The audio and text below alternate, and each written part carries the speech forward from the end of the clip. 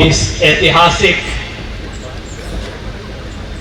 समावेश में उपस्थित सभी धर्मगुरु, मेरी बहनों, मेरे भाइयों, बुजुर्गों, दोस्तों, सबसे पहले तो क्षमा चाहता हूं, मैं कन्नड़ नहीं बोल सकता।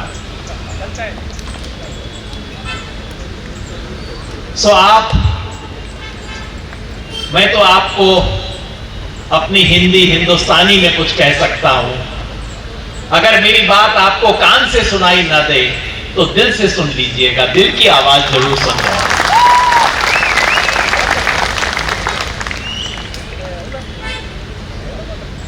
मैं आपको सिर्फ एक बधाई देने आया हूं,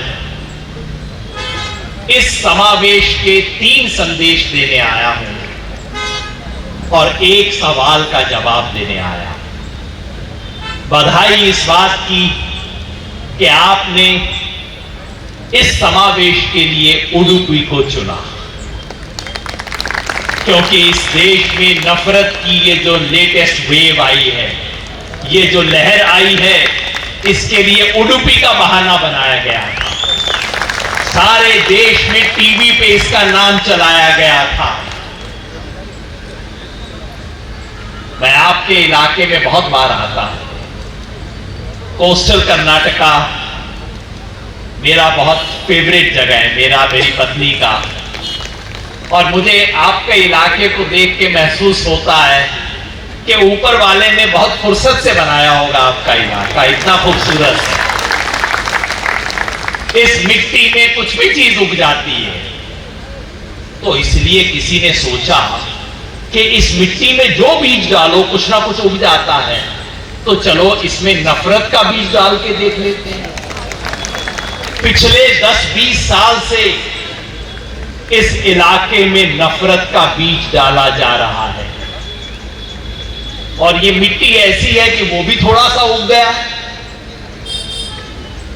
लेकिन आज ये जो समावेश यहां हो रहा है, ये बताने के लिए कि तुम नफरत का बीज डाल सकते हो सकता है थोड़े पौधे उग जाएं, लेकिन ये कर्नाटका, ये उडुपी, ये कोस्टल कर्नाटका आपको नफरत की फसल काटने नहीं देगा।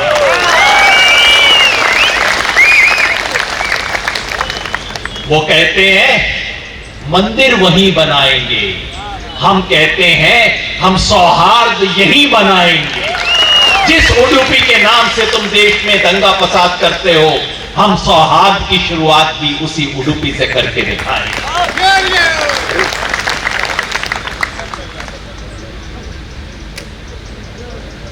मैं चाहता हूं हम सब एक सिंपल नारा लगाएं। मैं जानता हूं ये कोई पॉलिटिकल सभा नहीं है, धर्मगुरु बैठे हैं, मैं पॉलिटिकल नारा नहीं लगाना चाहता, लेकिन सिर्फ एक बात, आज देश में जो किया जा रहा है, आप हम सबकी आंख के सामने, मैं किसी का नाम नहीं लूंगा, वो क्या कर रहे हैं, इस देश को तोड़ने की कोशिश की जा रही है आज। तो बस मैं चाहता हूं हम एक नारा लगाएं, वो तोड़ेंगे और हम क्या करेंगे। ये देखिए जो बड़ी तस्वीर लगी है, यूं हाथ पकड़ के, वो तोड़ेंगे। जोड़ने वालों की आवाज दिल्ली तक पहुंचनी चाहिए। वो तोड़ेंगे, वो तोड़ेंगे, हम जोड़ेंगे, हम जोड़ेंगे। मैं इस समावेश की 3 आह्वान आपके सामने रखना चाहता हूं। वो मेरे दिल की बात है, लेकिन सिर्फ मेरे दिल की बात नहीं है, वो आप सबके दिल की बात है। पहली बात, ये जो तोड़ने वाले हैं, ये इस मुल्क में 2 दर्जे के शहरी पैदा करना चाहते हैं, 2 दर्जे के नागरिक, 2 दर्जे के सिटीजन बनाना चाहते हैं। एक फर्स्ट क्लास और एक सेकंड क्लास, एक मकान मालिक, दूसरे किराएदार। दिल्ली में मैं देखता हूं कई बार हमारे दोस्तों को कभी कभी जोश आ जाता है, कहते हैं हिंदी राष्ट्रभाषा है। मैं पूछता हूं भाई कहां लिखा है? हिंदी राष्ट्रभाषा है ये कहां लिखा है? संविधान में तो नहीं लिखा। ये हिंदी तो 250 साल पुरानी जुबान है, कन्नड़ा तो 2500 साल पुरानी है। तो ये जो तुम सोचते हो कि तुम मकान मालिक, हिंदी वाले एक मकान मालिक, बाकी लोग किराएदार, ये तो नहीं चलेगा ना। इसी तरह से इस देश में कोशिश हो रही है कि एक खास मजहब वाले मकान मालिक और बाकी सब किराएदार। आज यहां उडुपी से हम घोषणा करने आए हैं कि जिसके पूर्वज, जिसके बाप दादा परदादा की राख इस मिट्टी में है, जिसके पुरखों की हड्डी इस मिट्टी में गड़ी हुई है, वो सब मकान मालिक हैं, किराएदार कोई नहीं है इस देश में।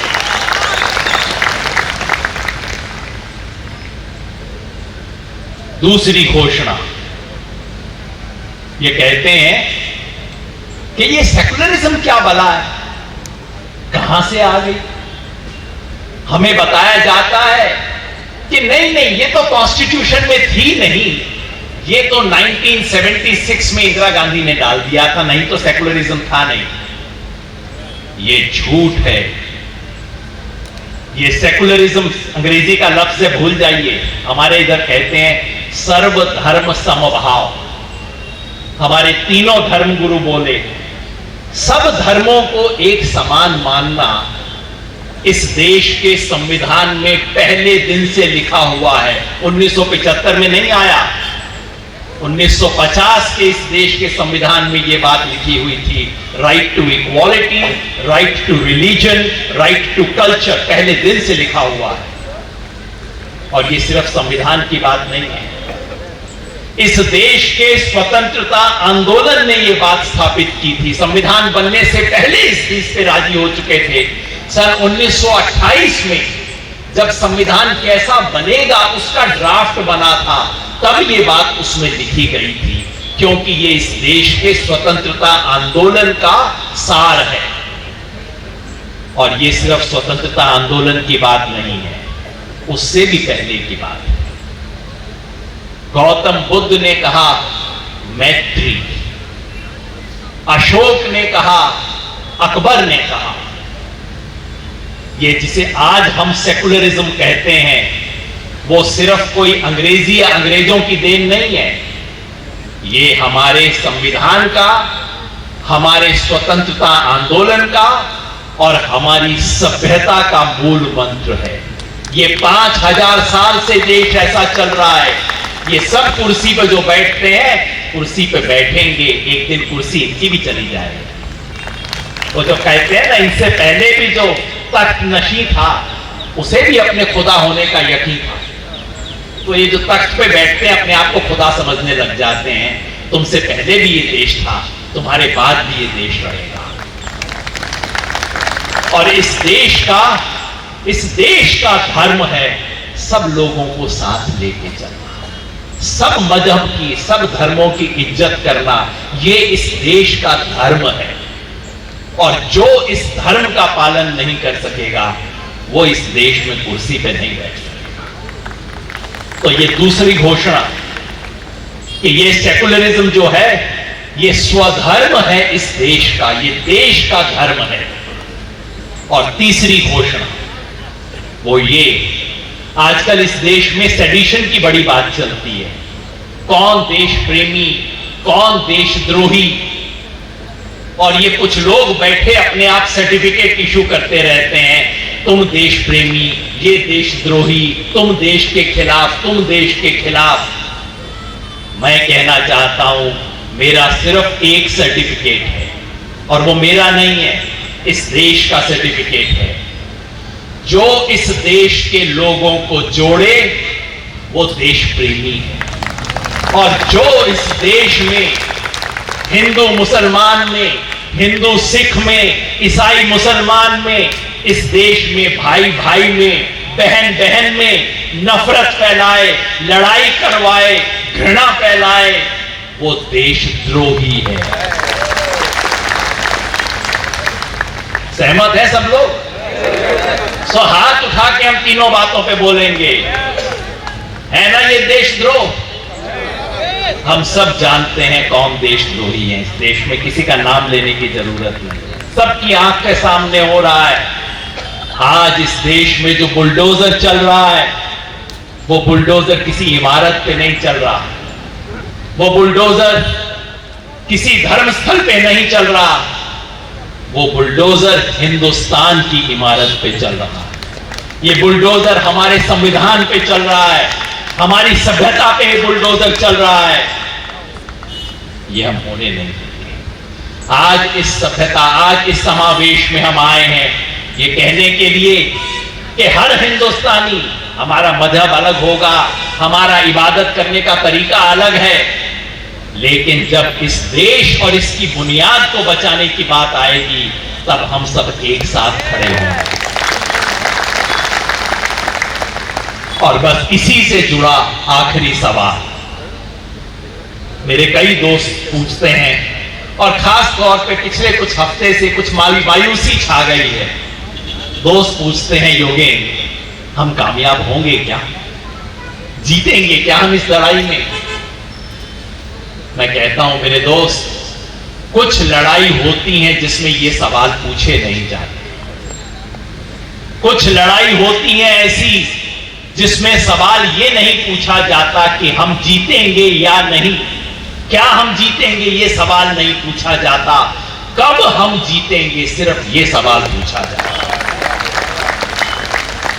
आज इस देश पे बुलडोजर चलाने वालों के हाथ में मीडिया है। इतनी शानदार आपने उडुपी में रैली की, अगर ईमानदार मीडिया होता, अगर सच्चा देश होता, तो आज शाम इस देश के टेलीविजन चैनल की हेडलाइन ये उडुपी की सभा होनी चाहिए, लेकिन नहीं होगी। कल के अखबार में आपको छोटी सी जगह मिल जाएगी बस।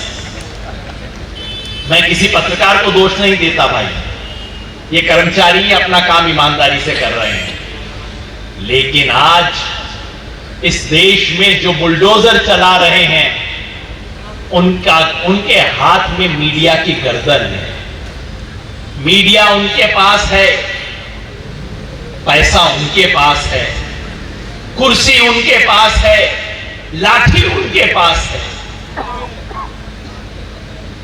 पुलिस का डंडा उनके हाथ में, बड़ी बड़ी कुर्सियां उनके हाथ में, बड़े सरमाएदार उनकी जेब में, और मीडिया उनकी गर्दन में, मीडिया की गर्दन उनके हाथ में। तो हमारे पास क्या है? हमारे पास इस देश की मिट्टी है, हमारे पास गौतम बुद्ध हैं, हमारे पास बसवन्ना है, हमारे पास स्वामी विवेकानंद है, सूफी परंपरा है। 5000 साल की इस देश की मिट्टी हमारे साथ है। क्या ये मिट्टी हारेगी? आप बताइए, क्या ये मिट्टी हारेगी? जरा हाथ हिला के बताइए, हारेगी? हमारे पास इस देश के आजादी के आंदोलन की विरासत है। भगत सिंह हमारे पास है, मौलाना आजाद हमारे पास है, महात्मा गांधी की विरासत हमारे पास है। क्या हम उसे हारने देंगे? और हमारे पास बाबा साहेब अंबेडकर का संविधान है, वो संविधान हमारे साथ है। कितना भी ये कर लें, उस संविधान की प्रिएम्बल प्रस्तावना वो आज भी हमारी है। हम खाली हाथ नहीं हैं। सवाल ये नहीं है कि हम जीतेंगे या नहीं, सवाल ये है कि इतनी बड़ी पूंजी लेके हम कब जीतेंगे, कैसे जीतेंगे। अगर इतनी बड़ी पूंजी लेके भी हम नहीं जीतते तो मैं समझता हूं हम इस लायक नहीं कि हम जिंदा रह सके। तो हम सब लड़ेंगे और जीतेंगे। तो मिलके मेरे साथ कहिए, जय हिंद। आवाज नहीं पहुंची। हिंद की विजय की बात दूर तक पहुंचनी चाहिए। आपने सुना नहीं, हमारे क्रिश्चियन धर्म गुरु ने अपनी बात का खत्म करके क्या बोला था? जय हिंद। ये हम सबका नारा होगा। जय हिंद, जय हिंद। वो तोड़ेंगे, वो तोड़ेंगे। शुक्रिया। ಇಂತಹ ಹಲವು ಸುದ್ದಿ ಮಾಹಿತಿ ವಿಶ್ಲೇಷಣೆಗಾಗಿ ಸನ್ಮಾರ್ಗ ನ್ಯೂಸ್ ಸಬ್ಸ್ಕ್ರೈಬ್ ಮಾಡಿ. ನಿರಂತರ ನೋಟಿಫಿಕೇಶನ್ ಪಡೆಯಲು ಬೆಲ್ ಐಕಾನ್ ಒತ್ತಲು ಮರೆಯದಿರಿ.